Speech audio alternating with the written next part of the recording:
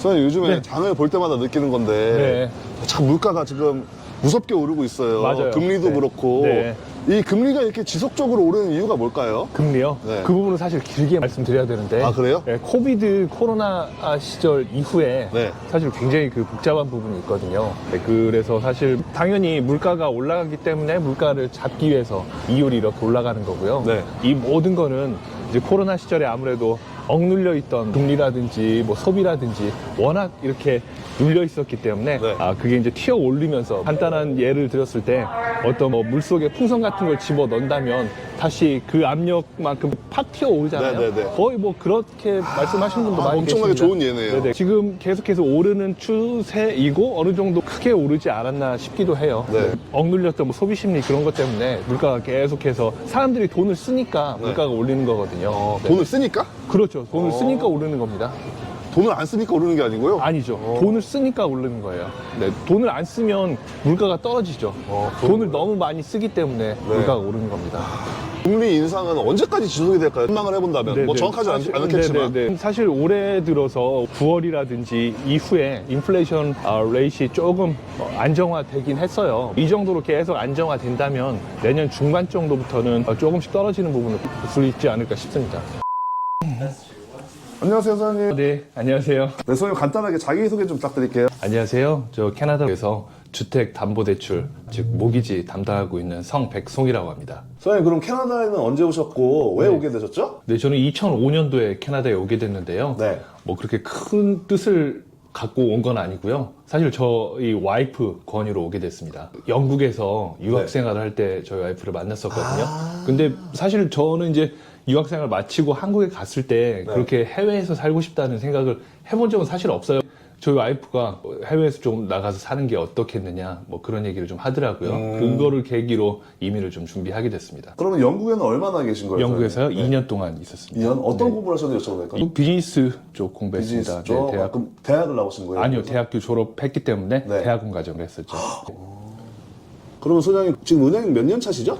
은행요? 네. 은행은 전 14년 차입니다. 14년 차세요? 네. 그러면 뭐 어떤 일부터 시작하신 거죠? 행운부터 시작한 거예요? 창구 직원? 이제 저 같은 경우는 사실 모기지 브로커로 시작했었거든요. 아, 모기지 브로커로 시작했기 때문에 네. 브로커 이제 라이센스 취득하고 브로커 생활을 하다가 은행으로 들어오게 됐습니다. 최근에 유퀴즈를 보니까 그 은행에 취직하신 그 신입사원 두 분이 나오셔가지고 인터뷰를 한 게 있어요. 네. 그래서 한국의 은행에 취직하기가 100대 1 정도의 경쟁률이 있다. 네. 캐나다는 어떤가요? 네. 캐나다 같은 경우는 사실 은행뿐만이 아니고 일반적인 회사 자체가 이제 사람 뽑는 시스템 자체가 좀 많이 틀립니다. 한국 같은 경우는 일반적으로 공채를 통해서 어떤 기준을 가지고 한 번에 뽑는 그런 1년에 한 공채, 번씩, 그렇죠. 그죠? 그런 네. 공채가 되겠지만 네. 캐나다 같은 경우는 그런 시스템이 없거든요. 네. 대부분 뭐 기업에서 필요한 부서라든지 필요한 부분이 있을 때 뭐 그때그때 사람 뽑는 게 일반적입니다. 그리고 이제 한국하고 틀리게 여기 같은 경우는 대부분 리퍼런스 위주로 하기 때문에 그래서 사실 가장 중요한 거는 어떤 경험이라든지 인맥 같은 게 사실은 더 중요하긴 하죠. 인맥도 중요한가요? 많이 중요하죠. 아, 그래요? 근데 뭐 꼭 은행뿐만이 아니고 캐나다 전반적으로 회사 취업할 때 인맥이 사실 가장 중요합니다. 맞아요. 저도 호텔 매니저 할 때 네. 매니저들끼리 자기네들이 데려가더라고요. 그렇죠. 학교도 중요할 수도 있겠지만 한국에 비해서 그런 것보다는 경력이라든지 실질적으로 이 필드에서 일하시는 분들과의 인맥이라든지 그런 게 더 중요할 수 있죠. 지금 마감 시간인가 봐요. 네, 맞습니다. 이제 5시기 때문에 네. 여기 이제 문 닫고 가야 될 시간이에요. 아니 그 유퀴즈 보니까 네. 한국은 은행 문 닫고 1시간 정도 더 일을 한다 그러더라고요. 여기는 그냥 네. 바로 그냥 칼퇴근인가요? 근데 이제 그것도 다 틀립니다. 직종마다. 사유도. 네, 그렇게 필요한 경우도 있고, 네. 뭐 저 같은 경우도 더 문 닫고 더 일했던 시간도 있기 때문에 네. 요즘 같아서는 큰 바쁜 일이 없다 보니까 5시 되면 서로 상의 편리를 위해서 그냥 바로 나가고 있습니다. 네. 저희 지금 어디로 가나요? 저요? 그냥 일 끝나고 장을 좀 볼까 해서 자고 보러? 있습니다. 선생님 제가 주변에 보면 네.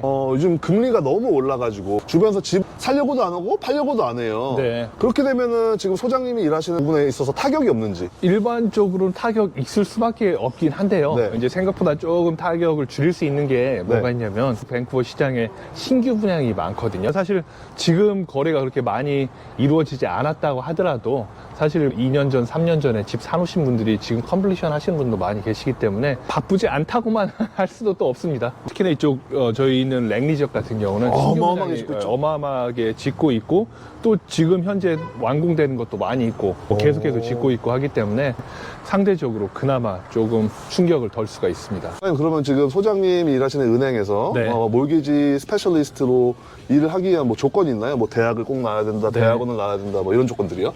그런 이제 사실 학벌이라든지 그런 조건 자체는 크게 정해져 있지는 사실은 않아요. 뭐 그런 것보다는 사실은 이제 일반적으로 저희가 뭐 은행 일이라는 게 다 그렇지만 뭐 사실 커뮤니케이션 스킬이 가장 중요하거든요. 뭐 소셜 스킬이라든지 사람들 대하는 거, 사람들과의 관계 그런 게 사실은 가장 중요하다고 볼 수 있습니다. 제가 항상 궁금했던 건데 제가 주변에 은행원 친구분이 없어가지고요. 네. 근데 은행 다니시는 분들은 돈 관리를 어떻게 하는지 궁금했거든요, 항상. 돈 관리요? 혹시 뭐 비트코인이나 뭐 이런 거 하시나요? 그 부분은 사실 뭐 개인마다 다 틀려요. 맞아요, 어떤 맞아요. 분들은 네. 뭐 사실 굉장히 그 알뜰하신 분도 많이 계신 것 같고 네. 주위에서 보면 그렇게 좋은 차를 직원분들 중에 타시는 분들이 많이 없는 것 같아요. 그렇긴 해요. 꽤 직급이 있으신 분들인데도 굉장히 저렴한 차를 타고 검소하게 하신다? 네, 그런 그 분들도 계시거든요. 네. 사람마다 다 틀린 것 같아요. 그럼 주식은 일단 안 하신다. 저는 근데 주식 같은 경우는 저는 개인적으로 뭐 특별히 그렇게 많이 하지는 않거든요. 근데 주식을 또 좋아하시는 분도 많이 있어요. 있어요? 네, 많이 그냥 그것만 보고 계시는 분들도 많이 있습니다. 그러면은 그냥 단순하게 네. 주식 vs 펀드, 뮤추얼 저요? 펀드. 저는 사실 여행 다니는 걸 좋아해서 투자보다는 여행에 돈을 쓰는 게 제 조금 이제 스타일이지 않나 싶어요. 워라밸을 좀 유지하시려고 네, 노력을 맞아요, 많이 하시는구나. 맞습니다. 네. 예전에 뭐 연봉이 10만 불이었을 때 몰기지를 예를 들면 50만 불을 받을 수 있었으면 네. 지금은 연봉 10만 불이면 그거보다 더 적게 받는 상황이잖아요. 맞습니다. 맞아요. 팔러시 자체는 뭐 크게 변한 건 없는데 다만 이제 모기지 심사라는 게 실질적으로 버시는 금액 대비로 뭐 얼마만큼 페이먼트 할 수 있냐기 때문에 이율이 오른 경우는 페이먼트가 뭐 당연히 올라가게 됩니다. 그렇기 때문에 이렇게 이율이 올라가게 되면 똑같은 인컴으로 네. 모기지를 덜 받을 수밖에 없게 되죠. 제가 지금 소장님 덕분에 사실 네. 좋은 집에서 몰기지 잘 받아가지고 지금 살고 있는데 네. 제가 솔직하게 말씀드리면 네. 여기저기 연락을 해봤는데 다 몰기지가 안 나온다 그래가지고 네. 제가 10군데 연락을 했는데 소장님만 될 것 같은데 해가지고 네. 받아주셨어요. 근데 이제 제가 일하다 보니까 네. 저한테도 맞는 손님들이 계시거든요. 네, 네. 가장 잘 맞는 분들이 이제 자영업자 분들이에요. 자영업자 네, 하시는 분들? 맞아요. 자영업자 하시는 분들 같은 경우는 실질적으로 인컴 소득 부분을 조금 더 작게 하시는 분도 많이 계시거든요. 네. 근데 이제 제가 일을 하다 보면서 가장 조금 잘 도와드릴 수 있었던 부분이 그런 분들의 이제 세금 보고 금액은 좀 적지만 뭐 실질적인 비즈니스 소득이라든지 그런 부분을 보고 내가 뭐 공식적으로 요구한 인컴보다 좀 더 큰 인컴으로 저희가 잡을 수 있는 부분이 좀 생겼거든요.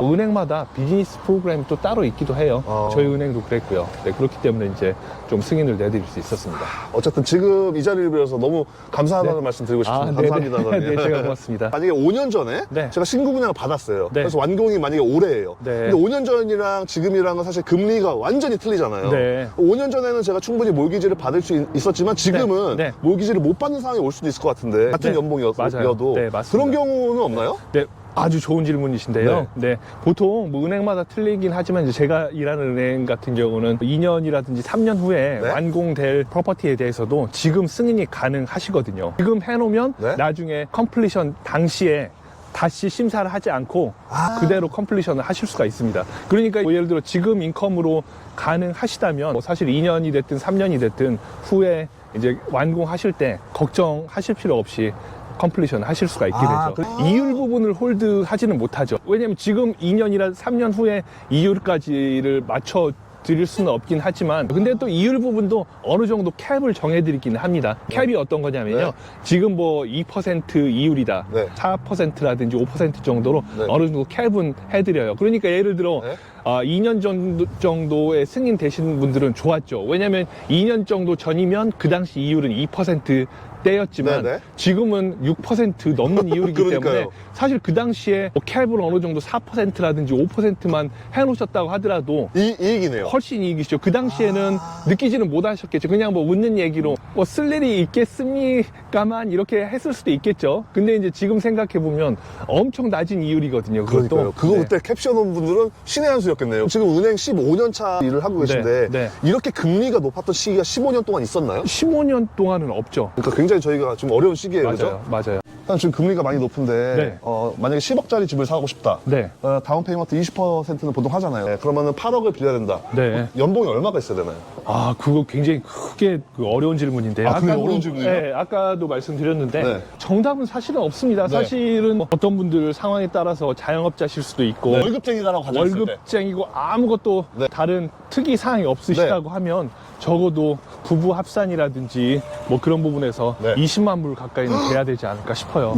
인컴 20만 불이라는 게 쉬운 인컴은 아니거든요. 그러니까요. 그렇기 때문에 사실 처음 집 사기가 굉장히 힘듭니다. 네. 현실적으로 보자면 대부분 분들이 원래 있던 집을 팔고 이사하시는 분들이 더 많으시거든요. 그렇죠. 그래서 저처럼. 아무래도 이제 다운 페이먼트 포션이 딱 20%인 게 아니고 좀 더 높은 분도 계시고, 이제 퍼스트 홈 바이어가 가장 힘들기는 해요. 왜냐면 집을 두 번째 살 때부터는 집을 팔고 사기 때문에. 시드머니가 더 있는데. 맞습니다. 다운 페이먼트 포션이 더 높기 때문에 요구하는 인컴 사항이 그렇게 높지 않는 경우가 많이 있거든요.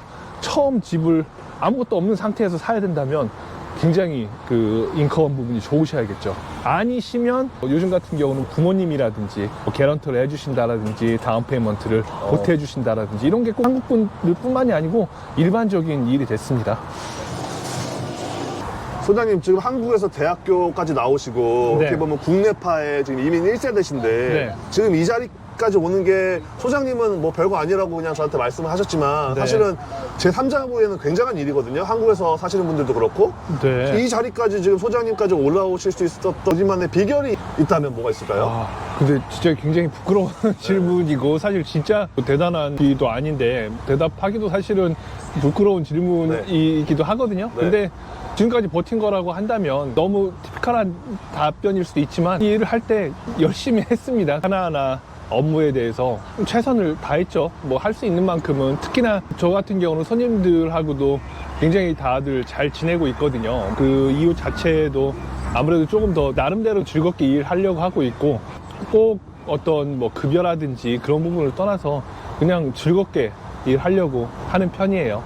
이제 한국 분들이 네. 캐나다 오셔가지고 많이들 신기해하는 부분이 있어요. 은행 그 이용하시는 거에 대해서. 어떤 부분이? 이제 한국 같은 경우는 일반 계좌 이용하실 때 체킹 어카운트하고 세이빙 어카운트 개념이 없지 않나요? 아 그러네요. 네. 그냥 입금 계좌만 네, 있는 맞아요. 거네요. 그래서 그냥 하나 어카운트 갖고 계시면서 거기에 예를 들어 도 입금될 수 월급도 있고, 있고. 월급도 있고, 네. 집한 금액이 들어갈 수도 있고, 계속 그냥 유지를 하시면서 거기서 또 길 가다가 커피를 사 먹을 수도 있는 거고 네. 그러시잖아요. 네, 네. 근데 이제 캐나다 같은 경우는 체킹 어카운트하고 세이빙 어카운트 개념이 있기 때문에 체킹 어카운트에는 일반적으로 이자가 발생하지 않죠. 근데 한국 같은 경우는 어카운트에 이자가 붙죠. 이자가 붙을 수도 있고, 오히려 캐나다 같은 경우는 체킹 어카운트를 사용하면서 이용료가 발생되기 때문에 제일 싫어요, 저. 맞아요. 그 부분을 틀리다고 생각하시고, 또 세이빙 어카운트 같은 경우는 일반적으로 이용하는 것보다는 어느 정도 돈을 또 조금 저장해 놓고 이자를 발생시키는 또 그런 기능을 하기 때문에 이렇게 나눠져 있다는 것도 조금 한국 분들이 처음에 조금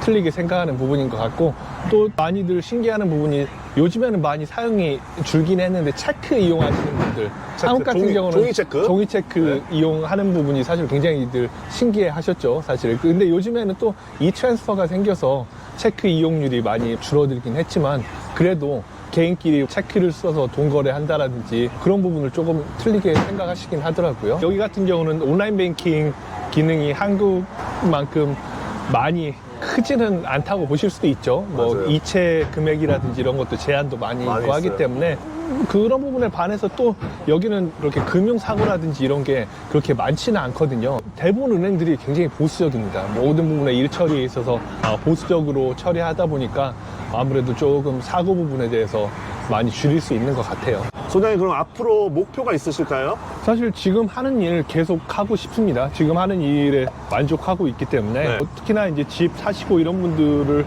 옆에서 지켜보고 하면 보람도 꽤 되거든요. 기분이 좋아지고 즐기고 있기 때문에 계속해서 건강 유지하면서 일하는 게 가장 큰 목표인 것 같아요. 소장님이 생각하는 성공이란 무엇일까요? 성공이요? 네.